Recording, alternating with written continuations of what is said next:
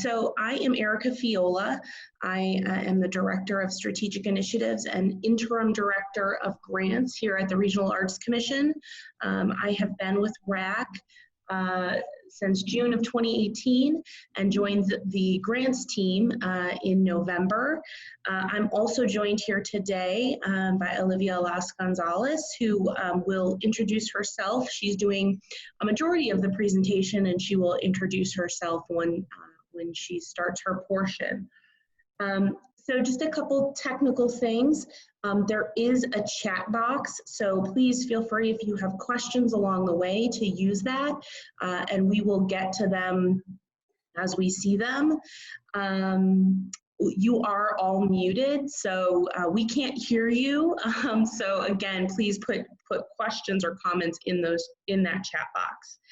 And again, we are here today to walk through the discipline reader training for our artist support grants. Okay. So first, I just want to say thank you for everyone who has committed to reading applications for our upcoming artist support grant round. The last round of this program in the fall of 2019, we had 105 eligible applications with 20 discipline readers. Currently, we have over 90 applications in progress in our system, and the deadline is March 12th. And so based on past experience, we're absolutely on track to receive at least 105 and probably even some more than that. So what we will be covering today, I'm going to do an introduction, just a brief overview of the Regional Arts Commission. I think most of you have a sense of who we are and what we do, so I'm going to keep it pretty high level. And then we'll talk about the Artist Support Grant overview, the roles and responsibilities of being a discipline reader, the application overview, the reading and rating process. We're going to talk a bit about bias and how to avoid bias in the review process, and then also we'll talk about using the grants review system. And again, if you have questions during the presentation, please use the chat function. Following this, we will share this webinar on the website, and we'll send a link out directly to all of you, so you're welcome to go back and review. We will also send out a technical tutorial PDF that will help you navigate the grants review system when you receive your grants to review. All right, so a little bit about the Regional Arts Commission. We're at the forefront of efforts to transform St. Louis into a more vibrant, creative, and economically thriving community by elevating the vitality, value, and visibility of the arts. We do that in a number of ways, but one core way in which we do it is our grant-making programs. And so we have 4 programs, and they kind of fit within 2 buckets. So we have our grants to organizations, and within that program is our general operating support program and our program support program. And then we have our individual artist grant-making programs, which have our artist fellowship and our artist support grants, which is what we're here to talk about today. So our general operating support program is our biggest grant-making program by budget, and so those grants are anywhere from $15,000 to $300,000 to arts and culture organizations in either St. Louis City or County, and it's a 2-year grant program. Our program support grant program those grants are between $1,500 and $1,500. I'm sorry, $1,500 to $15,000, and it's an annual grant program. And then under our individual artist programs, we have our artist fellowship, which is available annually, and it's $20,000. And then again, our artist support grants, which we'll be getting into much more detail today, between $500 and $3,000. And we actually do that twice a year. So the application is open once every 6 months. Something that we feel strongly about at the Regional Arts Commission is freedom of expression. And so we do have a policy that states our commitment to preserving and enhancing freedom of speech, thought, inquiry, and artistic expression. We feel we have a responsibility for and dedication to securing the conditions with which freedom of expression can flourish. And that extends to all forms of artistic expression. And so this is, I think, just something helpful to remember as you go through the review process, that we really want to enhance and preserve this, this freedom of expression through all forms of artistic expression. Okay, so I'm going to now turn it over to Olivia, who again is going to introduce herself and then start talking about the ASG grants. Hi, everyone. I'm Olivia Las Gonzalez, and I have been with RAC since last October. I am the director, the interim director of Artist Programs and Services. And I came from a position as a gallery director and curator at the Sheldon. So my background is in curatorial, and I'm also a working artist. So I have a little bit of everything.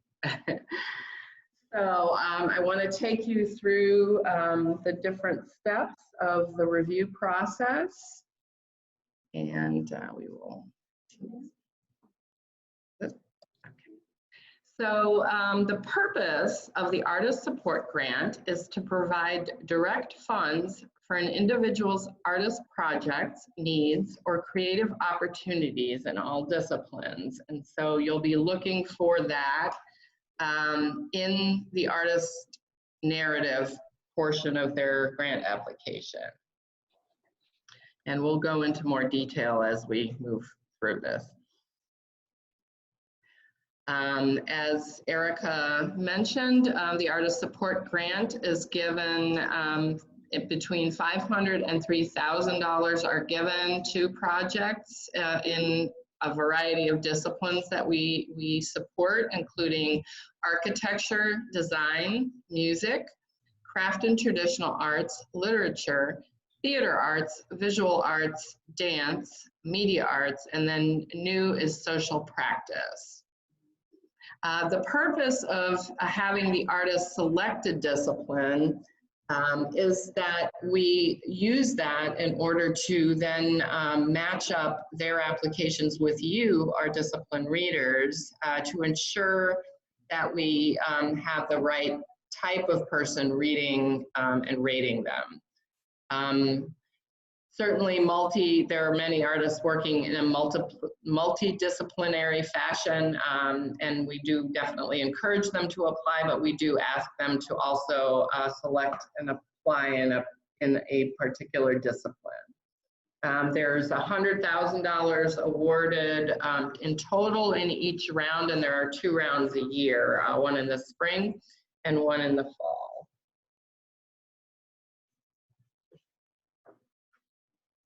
The new discipline area of social practice is one that we just added. It's an art medium that focuses on engagement through human interaction and social discourse. The discipline values the process of a work over the finished product or object.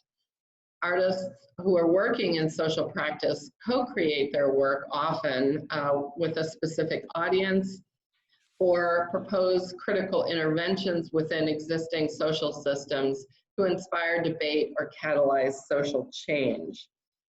So these artists may use multidisciplinary approaches at times.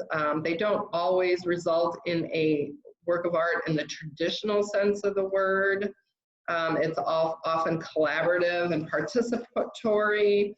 It involves people as the medium or material of the work. The artist's aim could be to help a community work towards a common goal, raise awareness, and encourage conversation around issues, or perhaps improve their physical or psychological conditions. So those are some areas describing that discipline area.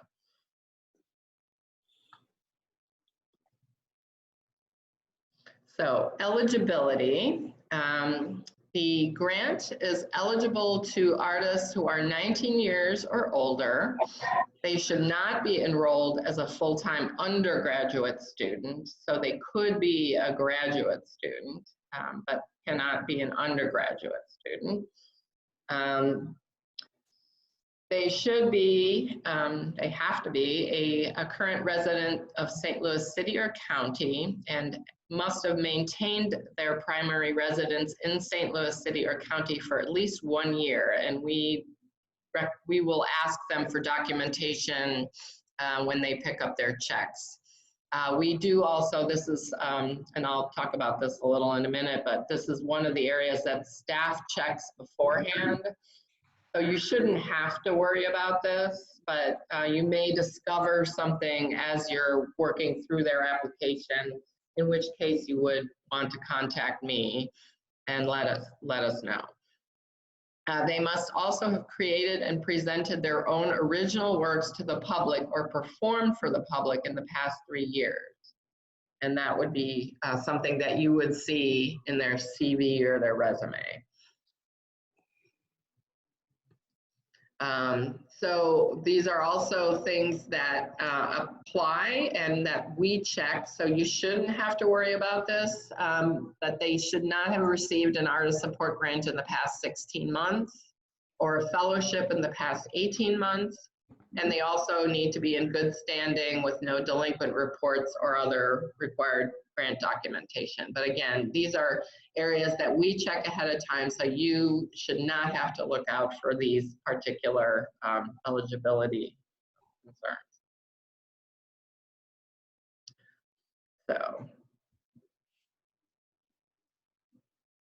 So the one thing that, the things that we would ask you to check for that we don't necessarily see when we do the initial eligibility checks, because it might show up in the CV, would be if they are enrolled as an undergraduate student. And also this would show up in their CV. They should have created and presented their own original works. So that's something you would be looking out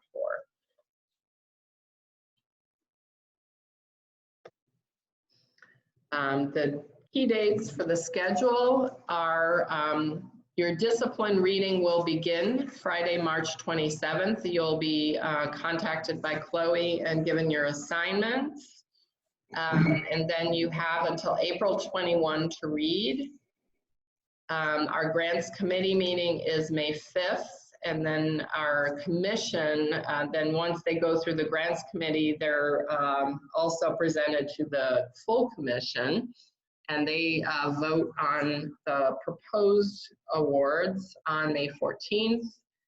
The applicants are all notified May 15th, and then their projects should start June 1st or after. We'll make the public announcement in June. And once we do that, we'll also certainly let you know who has received the awards. We would ask you, when you receive your assignments, to log in as soon as possible once you're given them and review all the applicant names to make sure that there is no conflict of interest. So to make sure that there isn't someone in the list that you know really well that you feel you might then be biased in your review process. If you do find a conflict, please let me know right away, and so we can find another reader for that application. That's why it's so important to let us know right away early on, so that the next reader can have plenty of time to review that particular application. The deadline is also super important. Please do keep to the deadline and do give yourself enough time. Don't try and get it all done in one day. It's better for the applicants that way if you make sure you're well rested and have a lot of time to look at everyone carefully. So what happens once we get your ratings is we will look at, we'll get a ratings report, and it'll show the top few. And generally we look at the top 30 or maybe a few more, and then go from there in order, and each person will get the amount that they asked for. So we basically go down the line until the money is all spent to award the grants. So we will, in the presentation to the grants committee and the commission, what we normally do is write short descriptions of the awards so that they have a sense of what it is that's being proposed.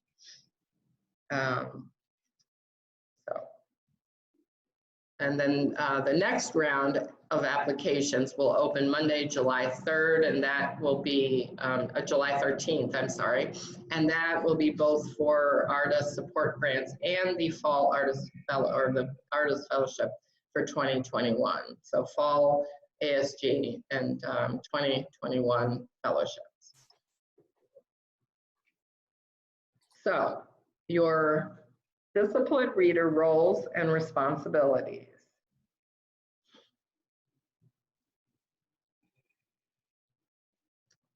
So you are a group of knowledgeable individuals who are informed either through experience as practitioners or support professionals. And so as I mentioned before, we will be matching you up with appropriate applications. Each application also will have 2 discipline readers. You'll have about 4 weeks to read. We would estimate that it probably takes at least between 15 and 30 minutes for each application to read through it. So typically a total of maybe between 4 and 10 hours of reading time. And I believe Chloe has probably mentioned that you will be getting a $150 honorarium for your service.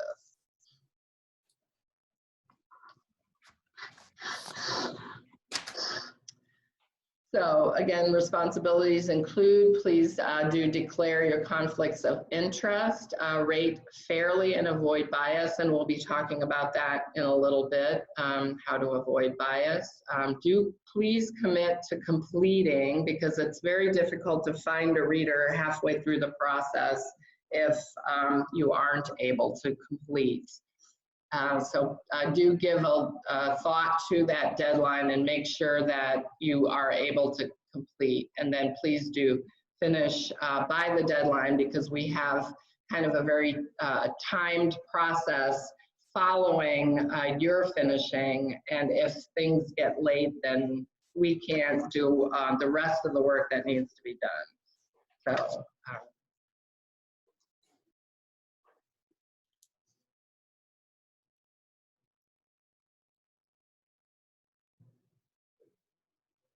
Okay, so one of the other areas that we want you to do, to look at is do read and become familiar with all the written applications. So look at them carefully, read them carefully, view all the supplementary materials provided, review the work samples, which may include images or audio samples, video samples, etc.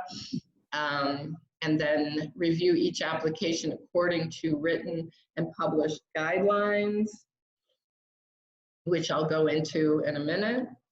And then rate the applications. There are 5 criteria, and they'll be from 1 to 5 that you're rating them.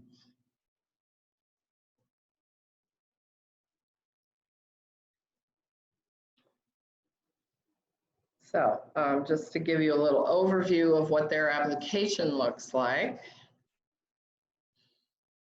They'll be asked to give a short summary of the grant request. So that's basically just a summary in 1 sentence that says what they're asking for. Then they'll be asked for a narrative biography, a short narrative biography that basically gives their relevant accomplishments. their most important accomplishments. And then the narrative questions. So they'll have a chance to go in more detail about the project in their narrative. They'll be asked to submit a resume or curriculum vitae in a PDF, budget, and then documentation of their work, the work samples, and then supporting information, which is optional. And the supporting information could be a letter of support, photos of exhibit installations.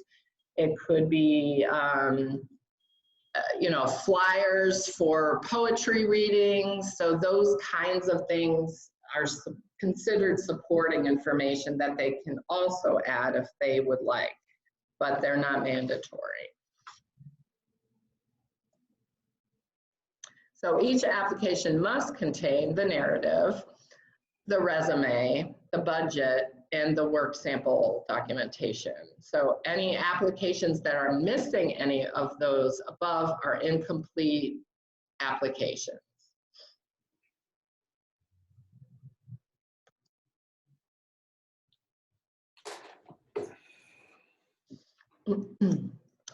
So the narrative questions, each will be rated by the 5 review criteria that we'll be discussing in just a minute. So they're asked what they're requesting funds for, and they're asked to check.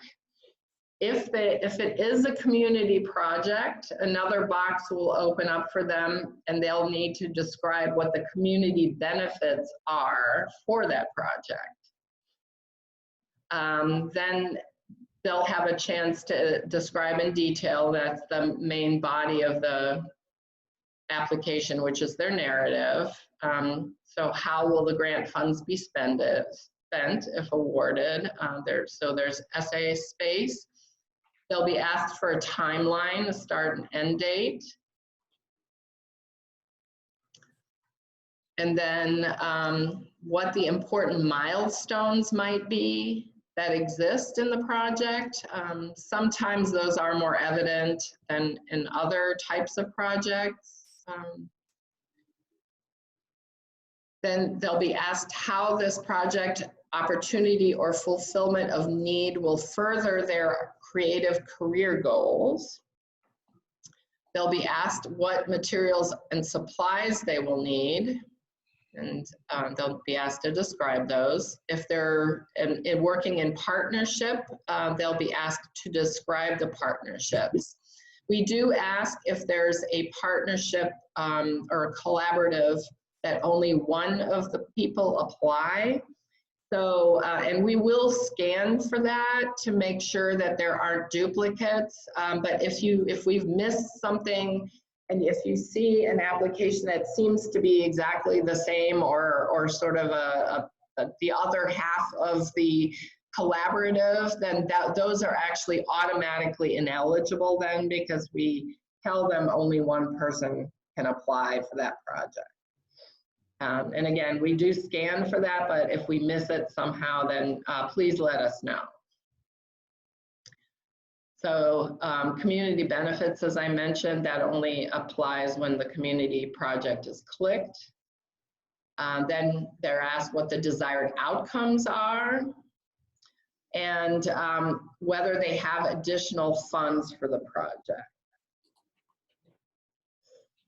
They are not required to have additional funds, but sometimes a project might be more costly, and since they can only apply for $3,000, they would likely add where the rest of it comes from. It might be out of their own pockets, it might be through some other donations that they get, so it can come from a variety of sources.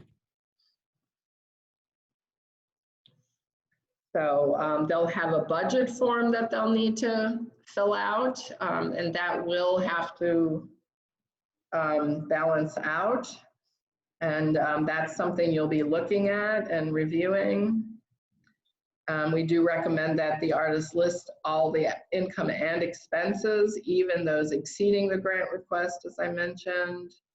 Applicants may include bartered, donated, and self-funded materials and income under other income. The cost of the project is not a determination in awarding grants, and any awarded grant will receive their total request amount, as I mentioned. But there should be clarity in the budget. Otherwise, it's not considered a strong application, and that's something you will need to look for.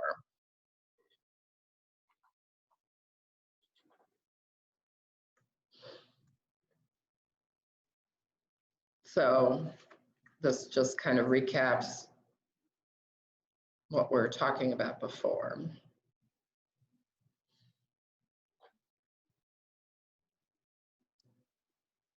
So, application reading and rating.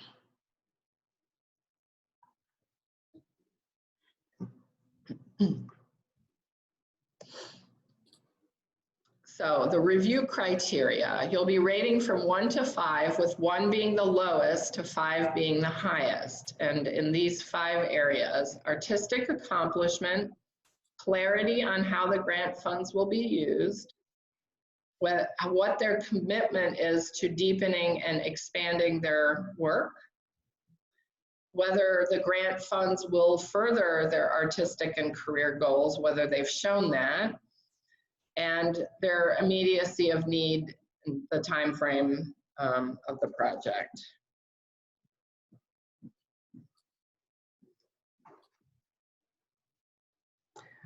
We don't ask you to judge the application on their grammar and writing skills unless they are in the literary discipline.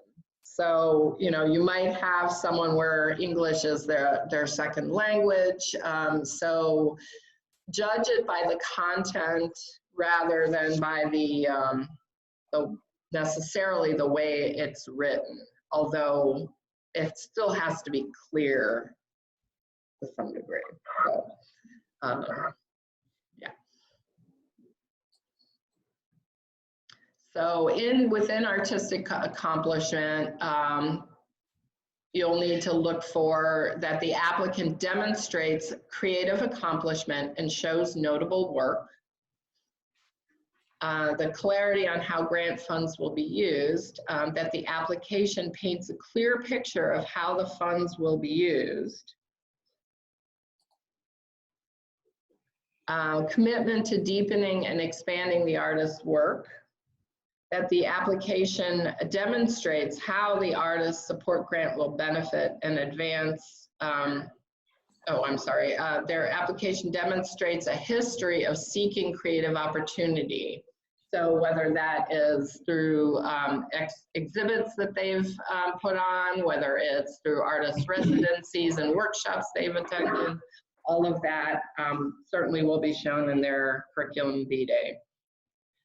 Whether the grant funds will further artistic and career goals, and there they want to be demonstrating how this grant will benefit and advance their work creatively and professionally. And then immediacy of need, is the artist able to apply this same opportunity in the next round, might be one thing to look for. Whether the application indicates that this is a good moment for this particular opportunity. That said, we do encourage people to apply ahead of the need. So that use your judgment on that particular question. These grants are not need-based, but are merit-based. So, so I did want to add that.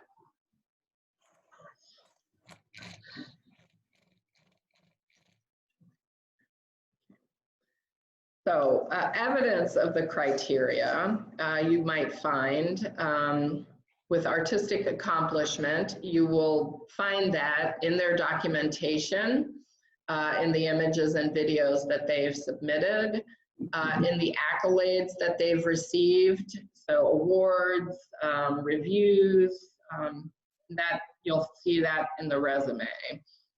The clarity on how the funds will be used, you'll find that in the narrative and the budget. Commitment to deepening and expanding the artist's work will be shown in their argument, in the narrative, in their resume, and in the documentation. Furthering artistic and career goals also will be shown in the narrative, resume, and budget. And the immediacy of need as well would be shown in those areas. The artist's website can supplement the application, but should not be the only measure. We do tell them that they shouldn't just be submitting their the link to their website. They must also upload work samples. And that's really the primary place that you'll be judging them on, rather than their website.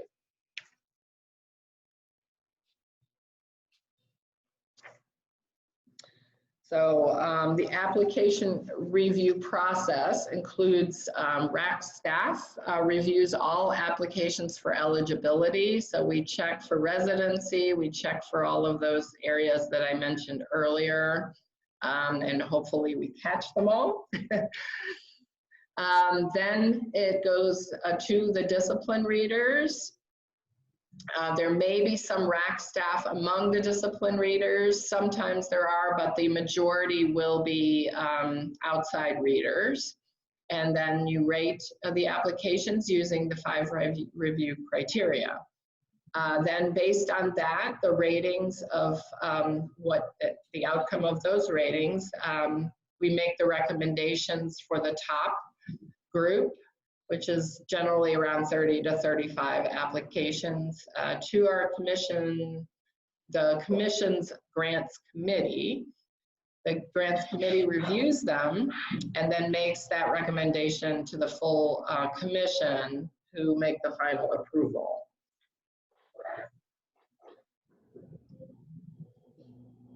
So your rating instructions.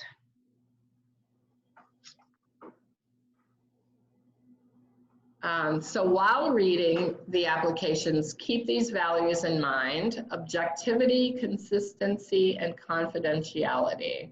So under objectivity, you'll want to review only the application materials provided by the artist. Certainly you can look at their website, but you don't have to do your own detective work and search the internet by any means. So it's really just based on what you're given. Leave any outside knowledge of the artist at the door. So you might know, oh, this artist is a fabulous artist, but maybe their application is really weak. So you really judge it by the application. So if the application's weak, then you have to rate it as a weak application, even though you may know that this artist is a fabulous artist. Use only the provided review criteria as a basis for the rating. Be consistent. So use the same rigor with each application. So if you've done a few and you're starting to get tired, you might take a break and continue the next day, just so that you're fairly looking at everyone's application.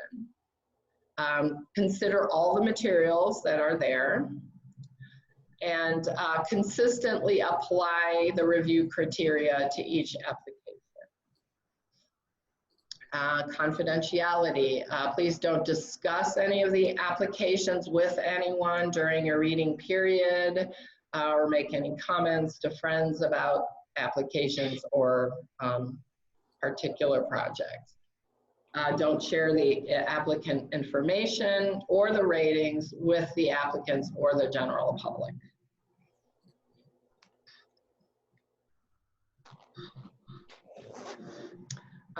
So yeah, so don't rely on any hearsay in evaluating applications.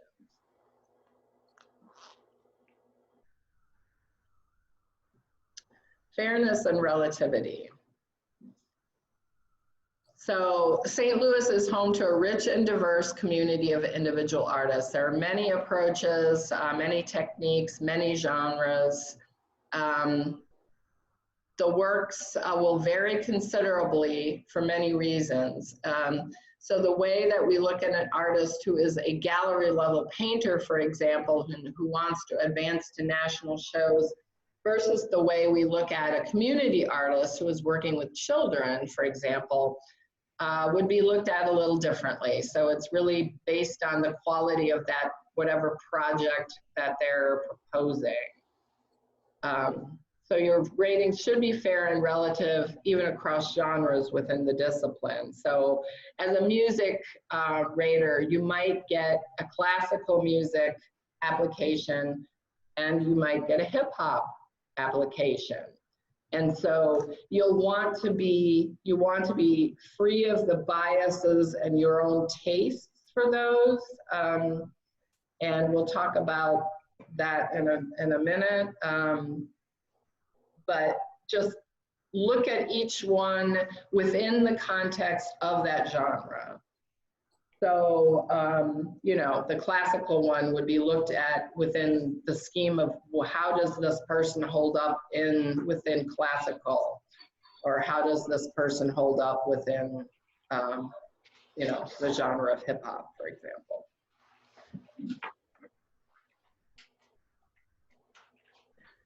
We do ask you to make comments. So for every rating, we would like to have you give a short little argument about why you rated it that way. It doesn't have to be a long novel, but just a little clue as to why you gave what you gave, because that will help us to kind of understand where you're coming from. We don't share those with the artist, so certainly know that your comments are confidential. Be succinct, use direct language and active voice. Be objective and factual, not interpretive. Do write as if they'll be read by the artist, but they won't be read by the artist. So it's really about keeping your tone in a civil way. So as if they were to be read by the artist. So the purpose would be to help you identify the reason for your rating, but also to inform us about why you've chosen that particular rating.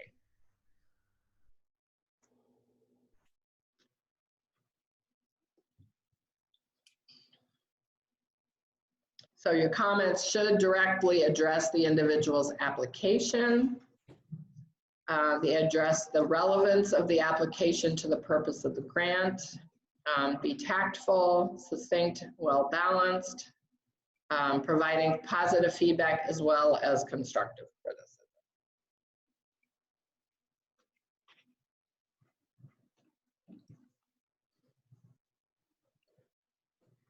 Okay, so this is Erica. And I'm back. Let me just make sure. Oopsies. Okay, we're good. I wanted to make sure there were no questions in the chat box that we had missed. Okay, so I'm going to talk about avoiding bias in the review process. This is something we care deeply about here at the Regional Arts Commission and are always trying to get better at, just in terms of how we're training our grant reviewers. So I'm just going to walk through a few slides that talk about how you should be thinking about this as you go into your role as a reviewer. Okay, so while reading, please stay aware of these 3 prevalent biases, and they are confirmation bias, anchoring bias, and stereotyping. And so these are, confirmation is listening to information for bits that confirm our preconceptions or stereotypes. So this is just something we do as humans. We always want to be proven right. So, you know, if you, to Olivia's previous point, if you know something about an artist, again, please leave that, try as hard as you can to leave that at the door. We don't want you to be reading applications looking for information that will confirm what you already know about that particular person or that particular genre or that particular art form. Really just come to the table and try as much as you're able to read these applications without that confirmation bias. Same thing, anchoring bias. So this is being over-reliant on the first piece of information that we hear. And so you want to be sure that you go into this reading each application or each portion of the application like it's new. So you may read something in the first section that you have concern about, but the rest of the application looks great. You want to try to go through the rest of the application, even though you have that concern at the beginning, and try to see it with fresh eyes. You know, obviously rate it appropriately. If that concern at the beginning is highly concerning and needs to be rated as such, then of course do so. But we don't want that to change the way you read the full application. And then stereotyping, expecting a certain group or person to have certain qualities without having real information about that person. And I would say that this is genre related too, right? So you, as a reader, you know, we know that you probably have a specific artistic discipline expertise, and that's why you're here, and that's why we've invited you to do this. But as we think about genres, we want to make sure that we're not stereotyping or making assumptions about other genres, especially those that you may not have great experience in. There's obviously other types of biases. These are the three that we think are most important for our process. But you know, obviously there are others that you want to pay attention to as well. So those include overestimating the importance of general information. And so you may have a question about the amount of time that a writer plans to spend on the completion of a manuscript based on the amount of time that we have known other writers to spend on their own. That may or may not be true, right? So again, just try to leave those assumptions at the door. Hyper-focusing on surviving examples. And so this is all about, you know, the example here is we might think it is easy to be an entrepreneur because we have not heard of all of those who have failed. You know, we point to the ones that we know, and so we think, oh, well, if they can do it, that must be easy. But for every one successful entrepreneur, there's probably 100 who, you know, have had challenges and pitfalls and maybe haven't been as successful along the way. So we'll want to remember that. And then aversion to risk. So the example here is an artist who plans to use funds to attend and possibly sell work at a conference or trade show.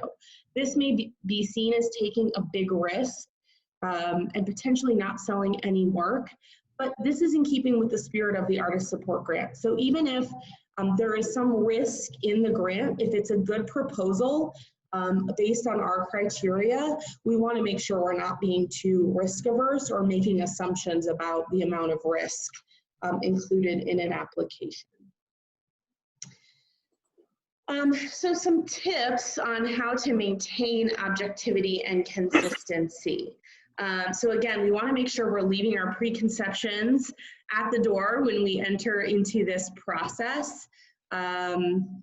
And we also want to make sure that if you've informed your initial opinion, good or bad, from reading the early sections of an application, that you keep reading with fresh eyes and rate each criteria based on its own merit.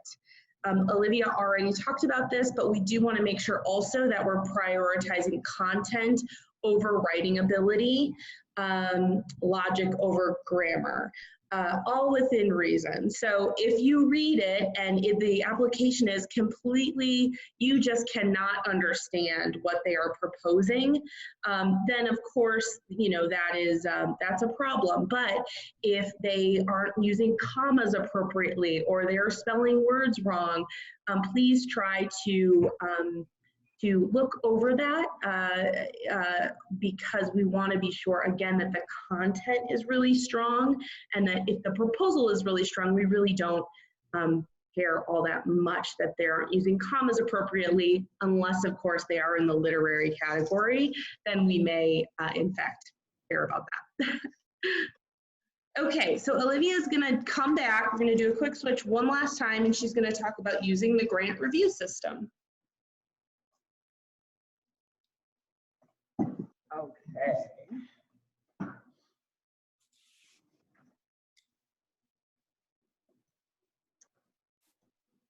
So most of you, some of you may not have used our system yet. I know Chloe will be sending you instructions, or may have already, on how to set up and how to set everything up. We will be creating that account for you, so you won't have to worry about that. And then once you're signed in, this is what the page looks like. We do actually have an entire tutorial on this technical part that we will also be sending you. So don't worry too much right now about, you know, remembering all of this, because you'll be getting that in a follow-up email. But once you're signed in, you'll see a list of all the applications you will be reading in the round. And you'll have a few different ways to view the application, and different ways to access the reader form where you'll be providing your ratings. A reminder again, do check for conflicts of interest as early as possible, first day, second day at the most, and get us back any information on conflicts that you might have with the list.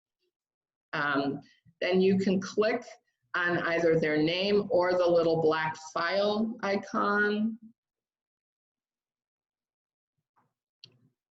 Let's see, a little ahead of myself. So each side has its own scroll bar, so you may move through the application without having to leave the reader form where you provide your ratings.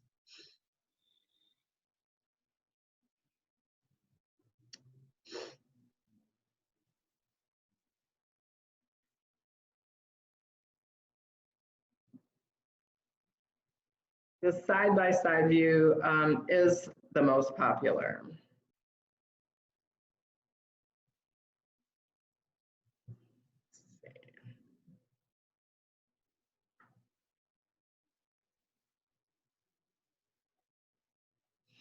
So to move through the application, you'll select a drop-down from a drop-down menu, and you'll see all of the various components of their application.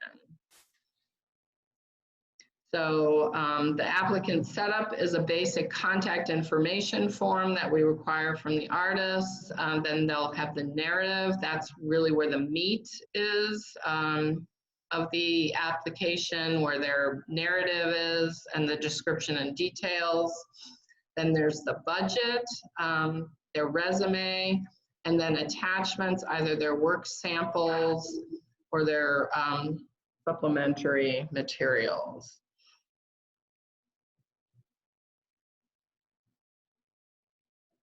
And so, for example, in the example, there are 2 selections in the available for upload documents, and that means that the artist has uploaded 2 files for you to review.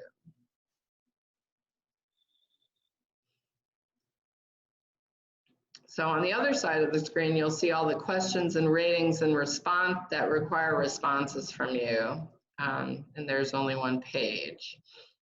So the total score will be calculated automatically at the bottom as you fill this in. If you need to leave the application before you complete your review, please do click on Save and Continue Editing so that you'll be saved up to that point where you've stopped. And then you can go back at another time to complete. Once you have completed all of the ratings, you should click on Submit and move on to the next application.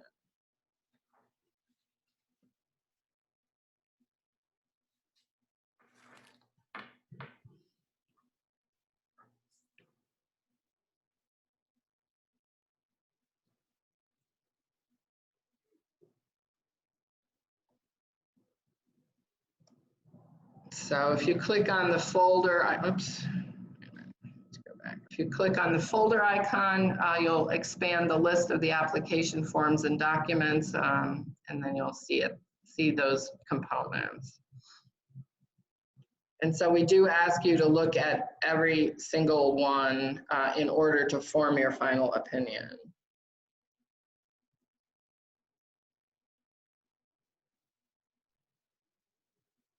So you can also download everything to your computer if you prefer to have it on your computer and not just on the portal. So it takes a little while, but you can certainly do that to download all your applications, or you can choose to just select particular ones if you need to. And all of the documentation that's there will be created into a PDF for you. The only thing that will not be downloaded are your video files, YouTube links, and those kinds of documents, because what is downloaded is a physical PDF.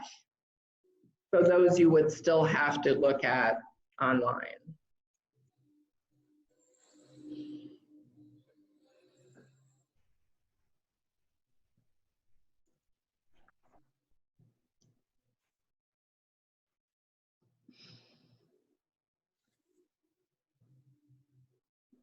So the review form that you saw in the side-by-side review is also accessible in reviewer summary section. You'll click the box that says click to complete under the first review form column. This is useful if you are more comfortable with reviewing the application using the folder view or downloading the materials. The review questions are the same. So do make sure you click submit once you've finished each application. You can update your password by going into settings and following the instructions to create your new password. Just don't forget to click on Save Changes when you're finished. And again, this whole portion that I'm talking about now, we will be sending you as a PDF so you can have that as well to refer to at a later date. So some of our other grant programs for which readers and panelists are required, and you may also would like to participate, are our Artist Fellowship grants and program support grants for institutions. Program support these grants are made to organizations, so arts and culture organizations, nonprofits that present artistic activities in the St. Louis City and County. And these can be projects anywhere between 1,500 and 15,000. The next round of the pre-application opens in November, and then the actual grant cycle is would be in 2021, probably in like starts in, yeah. So so that's one other area that we're always looking for discipline readers. And then we're also Artist Fellowships is another area where we have both discipline readers and panel reviewers. So the discipline readers are the first step that essentially do what you're doing with these artist support grants. This particular award In this award, we do look for excellence, the level of excellence that we don't necessarily require in ASG. For ASG, we just require it to be a strong proposal.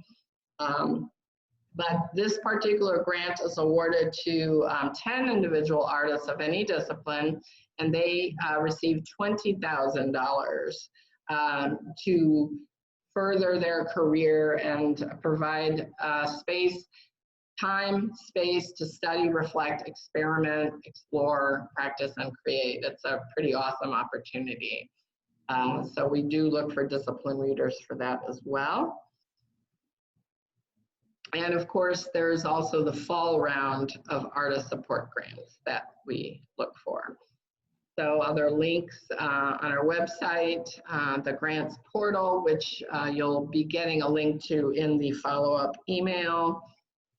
We also have on our website the available grants.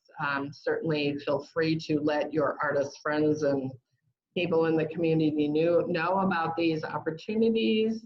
And then there is actually a section on our website specifically for you, our discipline readers, that talks about the process as well.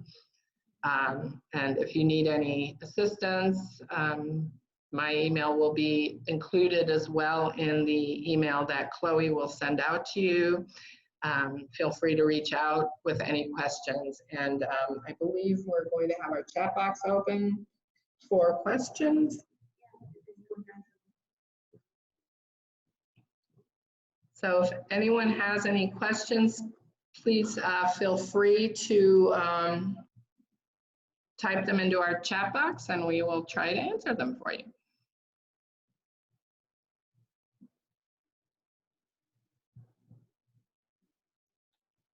Yeah, so it looks like there aren't any questions currently, but we are here for you. So do feel free to reach out if you do have any questions. Maybe after you receive the materials and there's something you need to ask, we are here and we are want to answer them. So thank you so much for doing this. It's really a big deal. These grants are wonderful ways for artists to create projects to further their careers, and you are an important part of that process. So we really appreciate your time and effort in helping us. So that's it. Thank you.